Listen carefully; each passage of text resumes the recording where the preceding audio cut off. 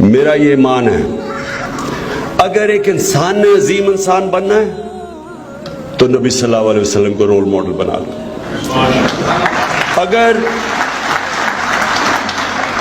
اگر ایک قوم نے عظیم بننا ہے تو مدینہ کی ریاست کے اصولوں پہ چل جاؤ. کیونکہ یہ میں اس لیے کہہ رہا ہوں کہ یہ تو دنیا میں ثابت ہو گیا ہے. جو بھی لوگ نبی صلی اللہ علیہ وسلم کے ارد گرد تھے سب عظیم لوگ بن گئے. سارے ان کے صحابہ وہ شروع میں تو عظیم نہیں تھے, ان کو دیکھ دیکھ کے لیڈر بن گئے سب. یہ دنیا کی تاریخ, اور مجھے افسوس سے یہ کہنا پڑتا ہے کہ ہمارا یہ نہیں پڑھایا جاتا, اور انشاءاللہ یہ ہمارے دور میں ہم اپنے تعلیم کا نظام ٹھیک کریں گے کہ بچے کو پتا ہو, ہر بچے کو پتا ہو کہ انہوں نے کس طرح ایک معاشرے کو تبدیل کیا. اور وہ سارا معاشرہ جن کو عرب تھے ریگستان میں رہنے والے, دو سپر پاورز, ایک طرف رومن ایمپائر دوسری طرف پرشین ایمپائر, ان کی تو حیثیت ہی کوئی نہیں تھی. دیکھتے دیکھتے یہ لوگ, اور دیکھتے دیکھتے بھی آج کل کی دنیا میں تو دنیا تیز چلتی ہے, اس زمانے میں تو اونٹ پہ سفر ہوتا تھا. آپ یہ سوچیں کہ یہ ایک معجزہ ہے کہ ان کے نبی صلی اللہ علیہ وسلم کے دنیا سے پردہ کرنے کے بعد 6 سالوں کے اندر دونوں سپر پاورز گھٹنے ٹیک گئی, وہ ان عربوں کے اوپر جن کی حیثیت ہی کوئی نہیں تھی. تو اس کو ہم نے سٹڈی کرنا ہے اور اپنے نوجوانوں کو بتانا ہے, بچوں کو بتانا ہے, اسکولوں میں بتانا ہے.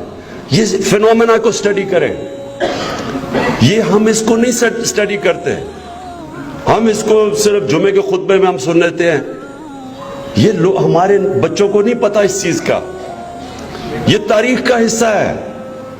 ہمارے نبی صلی اللہ علیہ وسلم کی زندگی تاریخ کا حصہ ہے. ہمیں پتا ہے کب پیدا ہوئے, کب ہجرت کی, ہمیں سب پتا ہے کب جنگ بدر تھی, احد, خندق, یہ سب یہ تاریخ کا حصہ ہے. کوئی اور پیغمبر کی زندگی تاریخ کا حصہ اس طرح نہیں ہے. اس لیے ہم سٹڈی کر سکتے ہیں. اور اس کو جب میں یہ کہتا ہوں کہ ہماری یونیورسٹیز میں ریسرچ ہونی چاہیے, اس کے اوپر باقاعدہ بتانا چاہیے, اس کو سمجھنا چاہیے فینومینا کیا تھا. یہ تاریخ کا حصہ ہے کہ وہ جو مدینہ کی ریاست تھی اس کے اوپر 1000 سال تک مسلمان دنیا کی سب سے عظیم قوم بنے رہے. 700 سال تک سارے دنیا کے ٹاپ سائنٹسٹ مسلمان تھے. یہ تاریخ کا حصہ ہے. یہ ہمارے بچوں کو نہیں پتا. ہم آج موبائل فون آ گیا ہے, بہت بڑا چیلنج آ گیا ہمارے معاشرے پہ. جس طرح کی چیزیں موبائل فون سے آ رہی ہیں, اگر ہم نے اپنے بچوں کو نہ بتایا کہ ہم کیا ہیں, مسلمان کیا ہے, صرف یہ نہیں کہ ہم گھروں میں پیدا ہو گئے تو ہم مسلمان ہیں. مسلمان سمجھیں کہ تاریخ کیا تھی آپ کی, کیا وہ چیزیں تھیں جو ایک زمانے میں ہم اوپر گئے اور پھر کیا وجہ تھی کہ ہم نیچے آ گئے. یہ علامہ اقبال جو میں سمجھتا ہوں کہ ایک ایسے اسکالر تھے, آج بھی آپ ان کا فلسفہ پڑھیں, ان کی جو ریسرچ پڑھیں, مغربی سویلائزیشن کو بھی وہ سمجھیں, اپنے بھی دین کو, تاریخ کو, اسلام کو. انہوں نے جو باتیں کی ہیں آج بھی آپ پڑھ لیں, ایسے لگے گا کہ اب لکھ رہا ہے کوئی.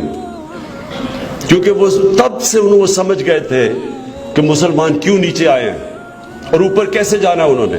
اور علامہ اقبال نے بار بار یہ کہا کہ جب مسلمان گرتا ہے تو وہ مدینہ کی ریاست کے اصولوں سے دور چلا جاتا ہے, اور جب بھی مسلمان قوم اٹھی ہے ان اصولوں کے اوپر جانا شروع کر دیا. اس لیے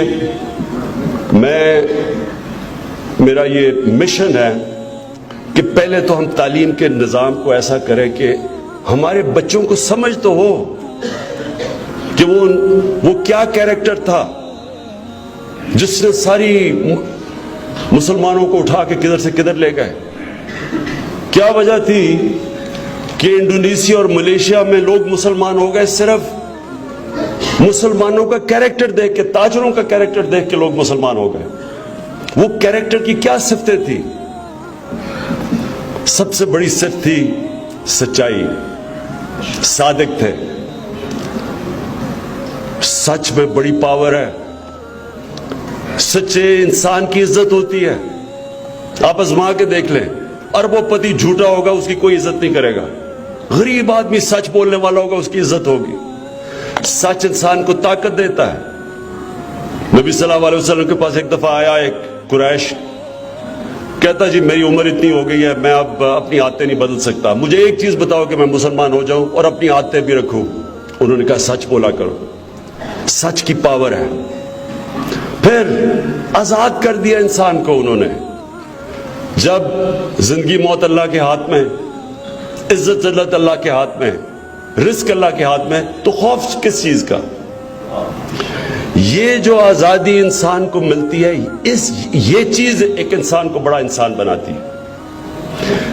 नबी सल्लल्लाहु अलैहि वसल्लम को दुनिया की जाने के बाद दुनिया की तारीख में इतने ज्यादा अजीम लोग इतने छोटे वक्त में नहीं आए। तारीख स्टडी कर लें।